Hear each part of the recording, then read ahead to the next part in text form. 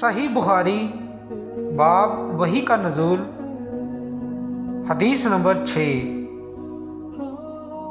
ہم کو عبدان نے حدیث بیان کی، انہیں عبداللہ بن مبارک نے خبر دی، ان کو یونس نے،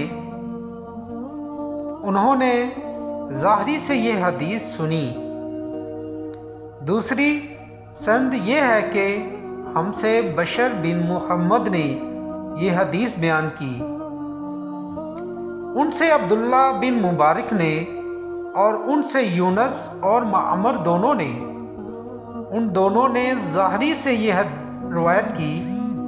پہلی سند کے مطابق ظاہری سے عبید اللہ بن عبداللہ نے، انہوں نے حضرت ابن عباس رضی اللہ عنہما سے یہ روایت نقل کی کہ رسول اللہ صلی اللہ علیہ وسلم سب لوگوں سے زیادہ جواد یعنی سخی ہیں تھے، اور رمضان میں دوسرے اوقات کے مقابلے میں جب جبرائیل علیہ السلام آپ صلی اللہ علیہ وسلم سے ملتے بہت ہی زیادہ جود و کرم فرماتے۔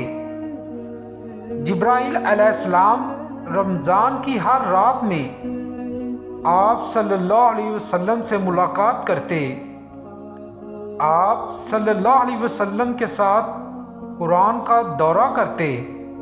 عرض: حضرت محمد صلی اللہ علیہ وسلم لوگوں کو بھلائی پہنچانے میں بارش لانے والی ہوا سے بھی زیادہ جود و کرم فرمایا کرتے تھے۔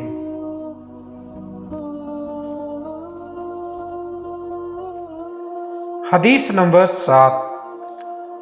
ہم کو ابو الایمان حاکم بن نافع نے حدیث بیان کی، انہیں اس حدیث کی شعیب نے خبر دی، انہوں نے ظاہری سے یہ حدیث سنی، انہیں عبید اللہ ابن عبداللہ ابن عتبہ بن مسعود نے خبر دی کہ عبداللہ بن عباس سے ابو سفیان بن حرب نے یہ واقعہ بیان کیا کہ ہرقل شاہ روم نے ان کے پاس قریش کے قافلے میں ایک آدمی بلانے کو بھیجا، اور اس وقت یہ لوگ تجارت کے لیے ملک شام گئے ہوئے تھے۔ یہ وہ زمانہ تھا جب رسول اللہ صلی اللہ علیہ وسلم نے قریش اور ابو سفیان سے ایک وقتی عہد کیا ہوا تھا۔ جب ابو سفیان اور دوسرے لوگ ہرقل کے پاس پہنچے جہاں ہرقل نے دربار طلب کیا تھا، اس کے گرد روم کے بڑے بڑے لوگ، علماء، وزراء، امراء بیٹھے ہوئے تھے۔ ہرقل نے ان کو اور اپنے ترجمان کو بلایا، پھر ان سے پوچھا کہ تم میں سے کون شخص مدعی رسالت کا زیادہ قریبی عزیز ہے؟ ابو سفیان کہتے ہیں کہ میں بول اٹھا کہ میں اس کا سب سے زیادہ قریبی رشتہ دار ہوں۔ یہ سن کر ہرقل نے حکم دیا کہ اس کو، ابو سفیان کو میرے قریب لا کر بٹھاؤ اور اس کے ساتھیوں کو اس کی پیٹھ کے پیچھے بٹھا دو۔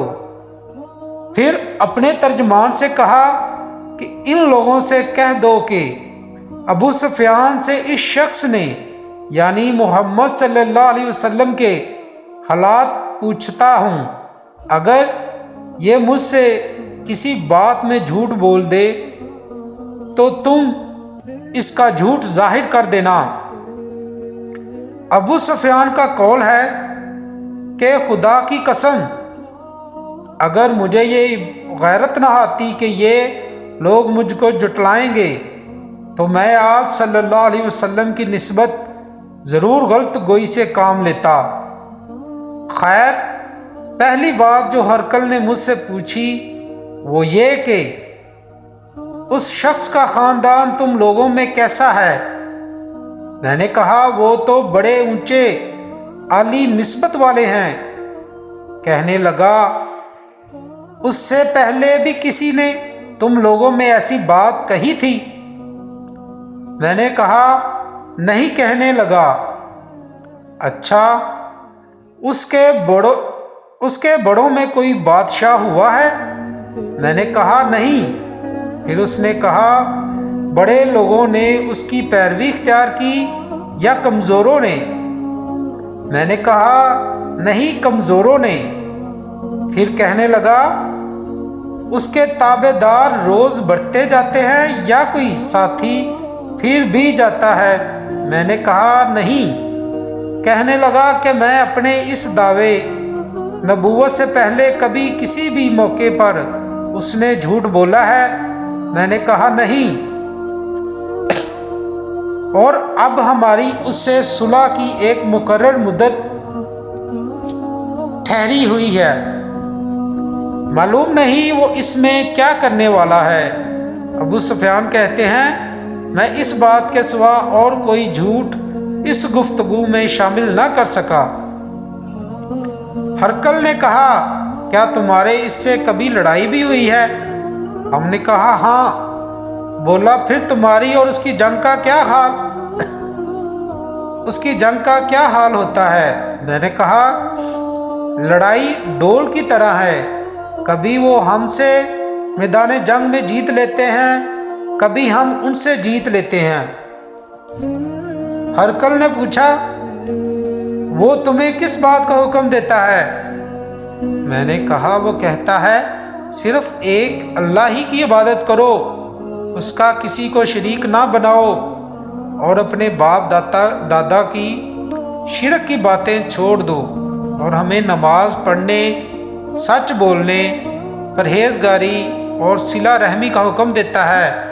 ये सब सुनकर फिर हरकल ने अपने तर्जमान से कहा कि अबू सुफियान से कह दें कि मैंने तुमसे उसका नस्ब पूछा तो तुमने कहा कि हमने आली निस्बत है और पैगंबर अपनी कौम में आली निस्ब में ही भेजे जाते हैं।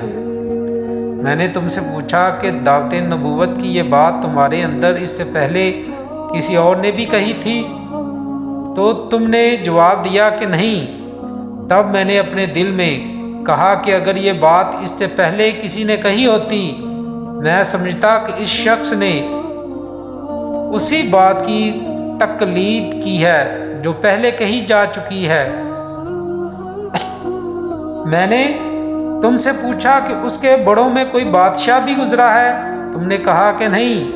तो मैंने दिल में कहा कि उनके बुजुर्गों में से कोई बादशाह हुआ होगा तो कह दूंगा कि वो शख्स इस बहाने अपने आबाओ अजदाद की बादशाहत और उनका मुल्क दोबारा हासिल करना चाहता है। और मैंने तुमसे पूछा कि उस बात के कहने यानी पैगंबरी का दावा करने से पहले तुमने कभी उसको दरगो का इल्ज़ाम लगाया? तुमने कहा कि नहीं। तो मैंने समझ लिया कि जो शख्स आदमियों के साथ दरगोई से बचे वो अल्लाह के बारे में कैसे झूठ बात कह सकता है। और मैंने तुमसे पूछा कि बड़े लोग उसकी पैरवी होते हैं या कमज़ोर आदमी? तुमने कहा कि कमज़ोरों ने उसकी इत्बा की है। तो दरअसल यही लोग पैगंबरों के ताबीन होते हैं। और मैंने तुमसे पूछा कि उसके साथी बढ़ रहे हैं या कम हो रहे हैं? तुमने कहा कि वो बढ़ रहे हैं और आमान की कैफियत यही होती है हत्ता कि वो कामिल हो जाता है। और मैंने तुमसे पूछा कि आया कोई शख्स उसके दीन से नाखुश होकर मुर्तद भी हो जाता है? तुमने कहा नहीं। तो ईमान की खासियत भी यही है कि जिनके दिलों में उसकी मसरत रच जाती है वो उससे लौटा नहीं करते। और मैंने तुमसे पूछा कि आया वो कभी अहद शिकनी करते हैं? तुमने कहा नहीं। पैगंबरों का यही हाल होता है, वो अहद की खिलाफ वर्जी नहीं करते। और मैंने तुमसे कहा वो तुम में से किस चीज़ के लिए कहता है تم نے کہا کہ وہ ہمیں حکم دیتا ہے کہ اللہ کی عبادت کرو، اس کے ساتھ کسی کو شریک نہ ٹھہراؤ، اور تمہیں بتوں کی پرستش سے روکتا ہے، سچ بولنے اور پرہیزگاری کا حکم دیتا ہے۔ لہٰذا اگر یہ باتیں تم کہہ رہے ہو سچ ہے تو عنقریب وہ اس جگہ کا مالک ہو جائے گا کہ جہاں میرے یہ دونوں پاؤں ہیں۔ مجھے معلوم تھا کہ وہ پیغمبر آنے والا ہے، مگر مجھے یہ معلوم نہیں تھا کہ وہ تمہارے اندر ہوگا۔ اگر میں جانتا کہ اس تک پہنچ سکوں گا تو اس سے ملنے کے لیے ہر تکلیف گوارا کرتا۔ اگر میں اس کے پاس ہوتا تو اس کے پاؤں دھوتا۔ ہرقل نے رسول اللہ صلی اللہ علیہ وسلم وہ خط منگوایا جو آپ نے دحیہ کلبی رضی اللہ عنہ کے ذریعے حاکم بصرہ کے پاس بھیجا تھا، اور اس نے ہرقل کے پاس بھیج دیا تھا۔ پھر اس کو پڑھا تو اس میں لکھا تھا، اللہ کے نام کے ساتھ جو نہایت مہربان اور رحم والا ہے۔ اللہ کے بندے اور اس کے پیغمبر محمد صلی اللہ علیہ وسلم کی طرف سے یہ خط ہے شاہ روم کے لیے۔ اس شخص پر سلام ہو جو ہدایت کی پیروی کرے، اور اس کے بعد میں آپ کے سامنے دعوت اسلام پیش کرتا ہوں۔ اگر آپ سلام لے آئیں گے تو دین و دنیا میں سلامتی نصیب ہوگی، اللہ آپ کو دوہرا ثواب دے گا، اور اگر آپ میری دعوت سے رد گردانی کریں گے تو آپ کی رعایا کا گناہ بھی آپ پر ہی ہوگا۔ اور اے اہل کتاب، ایک ایسی بات پر آ جاؤ جو تمہارے اور ہمارے درمیان یکساں ہے، اور وہ یہ کہ ہم اللہ کے سوا کسی کی عبادت نہ کریں اور کسی کو اس کا شریک نہ ٹھہرائیں، اور نہ ہم میں سے کوئی کسی کو خدا کے سوا اپنا رب بنائے۔ پھر اگر وہ اہل کتاب اس بات سے منہ پھیر لیں تو مسلمانوں، تم ان سے کہہ دو کہ تم مانو یا نہ مانو، ہم تو ایک خدا کے اطاعت گزار ہیں۔ ابو سفیان کہتے ہیں، جب ہرقل نے جو کہنا تھا کہہ دیا اور خط پڑھ کر فارغ ہوا تو اس کے ارد گرد بہت شور و غز ہوا، بہت سی آوازیں اٹھی اور ہمیں باہر نکال دیا گیا۔ تب میں نے اپنے ساتھیوں سے کہا،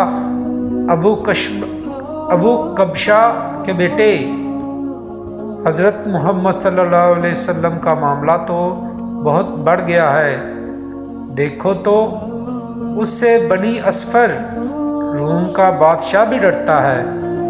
مجھے اس وقت سے اس بات کا یقین ہو گیا کہ حضور صلی اللہ علیہ وسلم عنقریب غالب ہو کر رہیں گے، حتیٰ کہ اللہ نے مجھے مسلمان کر دیا۔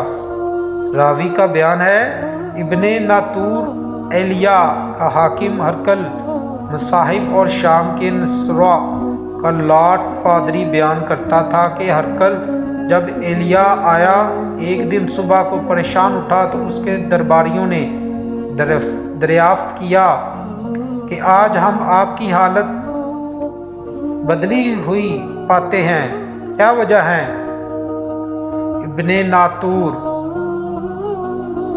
کا بیان ہے کہ ہرقل نجومی تھا، علم نجوم میں وہ پوری مہارت رکھتا تھا۔ اس نے اپنے ہم نشینوں سے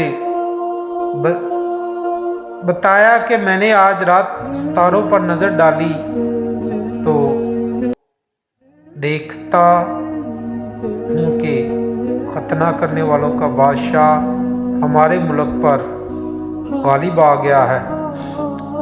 بھلا اس زمانے میں کون لوگ ختنہ کرتے ہیں؟ انہوں نے کہا کہ یہود کے سوا کوئی ختنہ نہیں کرتا، سو ان کی وجہ سے پریشان نہ ہوں۔ سلطنت کے تمام شہروں میں یہ حکم لکھ بھیجیں کہ وہاں جتنے یہود ہوں سب قتل کر دیا جائے۔